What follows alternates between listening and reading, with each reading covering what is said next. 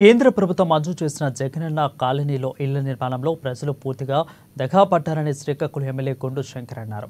ఇటీవల జగనన్న కాలనీలోని ఇండ్లను అధికారులతో కలిసి ఆయన పరిశీలించారు. కేంద్ర ప్రభుత్వం పేదల ఇంటి కలను నెరవేర్చేందుకు ఇండ్లను మంజూరు చేస్తే అది గత ప్రభుత్వం మంజూరు చేసినట్లుగా చెప్పుకోవడం సిగ్గుచేటని అన్నారు. రాష్ట్ర ప్రభుత్వం కేవలం ₹1 మాత్రమే ఇళ్ల నిర్మాణానికి మంజూరు చేసిందని వివరించారు. దీంతో కాలనీలో కనీస వసతులు కూడా కల్పించకుండా గత మోసకారి ప్రభుత్వం ప్రజలను తీవ్రంగా దగా చేసిందని ఆవేదన వ్యక్తం చేశారు. చంద్రబాబు నాయుడు కాలనీలను పరిశీలించి ప్రజలకు భరోసా కల్పించాలని ఎమ్మెల్యేలకు సూచించారని వివరించారు. మార్చిలోగా ఇళ్ల బిల్లులను పూర్తి స్థాయిలో చెల్లిస్తామని అన్నారు.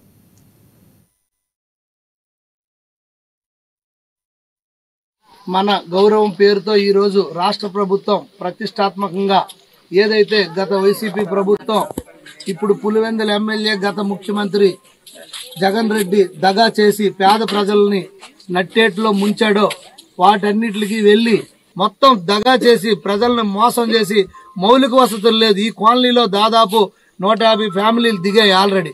కనీసం వీళ్ళకి వర్షం వస్తే నడ్డానికి రోడ్డు లేదు, డ్రైన్ లేదు, వాటర్ లేదు. ఒక మనిషి చనిపోతే 2 రోజులు పెట్టుకున్నామని కాలనీ వాసులు గోల పెడుతున్నారు.